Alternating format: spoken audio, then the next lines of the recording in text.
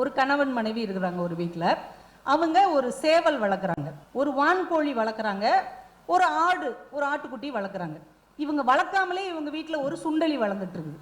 அது பாட்டுக்கு ஒரு மூலையில் ஒரு பொந்துல வளர்ந்துக்கிட்டு இருக்கு. எல்லாரும் தூங்கின உடனே மிச்சம் இருக்கிற மீன், கருவாடு, தேங்காய் துண்டு, வடை இதெல்லாம் எடுத்து சாப்பிட்டு அது பாட்டுக்கு ஜாலியாக அது ஒரு பக்கம் வாழ்ந்துட்டு இருக்குது.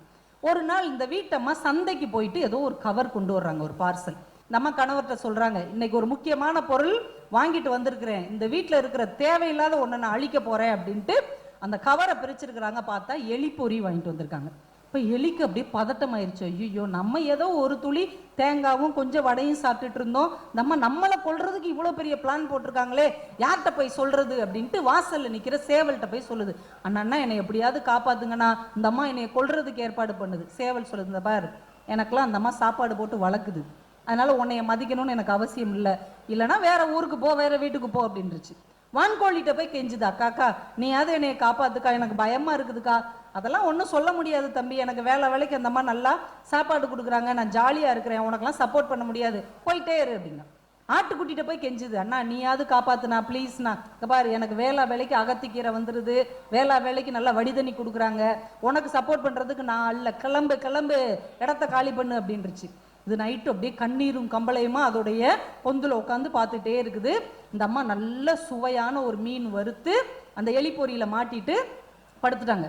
இப்போ எலிக்கு பசிக்குது, மீன் துண்டு வான்னு இழுக்குது, ஆனாலும் அது அப்படியே புலன் அடக்கத்தோட கண்ட்ரோல் பண்ணிட்டு உட்காந்து இருக்குது. ஒரு 12:30 மணிக்கு டமால்னு ஒரு சத்தம், எலி பொறி அப்படியே சடார்னு அடைச்சிருச்சு. இந்த அம்மா எந்திரிச்சு ஓடி வருது, எங்க அந்த எலி மாட்டிக்கிடுச்சு, சீக்கிரம் லைட்டை போடுங்கன்ட்டு. நீ இவ்வளவு நாள் எவ்வளவு சேட்டை பண்ண, அந்த எலி பொறிக்குள்ள கையை விடுறாங்க, லைட்டை போடுறாரு. அப்பதான் தெரியுது உள்ள மாட்டிக்கிட்டது ஒரு குட்டி பாம்பு. படக்குன்னு இந்த அம்மா கையில கொட்டிருச்சு. அது ஆஸ்பத்திரிக்கு கூட்டு போறாங்க. டாக்டர் பார்த்துட்டு, இல்ல சின்ன பாம்பு தான், அதனால ஒன்றும் நீங்க பதட்டப்பட வேண்டாம், கோழியோ சேவலோ இருந்தா அதை சூப் வச்சு கொடுங்க, 2 நாள் சாப்பிட்டா சரியா போயிடும் அப்படின்ட்டாங்க. சரின்னு வீட்டுக்கு வந்த உடனே அந்த சேவலை அடிச்சாரு, சூப்பு வச்சு மனைவிக்கு கொடுத்துட்டாரு.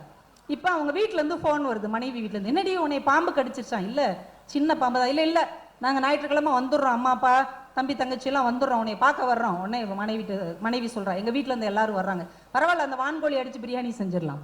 வான்கோழி அடித்து பிரியாணி செஞ்சுட்டு அவங்க பாட்டி சொல்லுது, வெத்தலையை அடிச்சுக்கிட்டே, சின்ன வயசுலேயே சொன்னேன், இவ்வளோ ஒரு நாய் கடிச்சப்ப சொன்னேன், தெய்வ குத்தம் இருக்குடா, ஏதாவது ஆடு வெட்டி குலதெய்வத்துக்கு பூஜை பண்ணுங்கன்னு சொன்னேன், உங்கள் அப்பன் கேட்கவே இல்லை, அதான் இப்போ வந்து பாம்பு கடிச்சிருச்சு.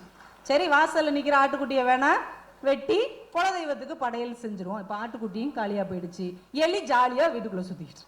எப்போதுமே அடுத்த வீட்டில் பற்றுகிற தீ நம் வீட்டுக்கு வராது என்று நம்பிக்கொண்டிருக்கிற முட்டாள்தனத்திலிருந்து முதலில் நாம் வெளியே வர வேண்டும்.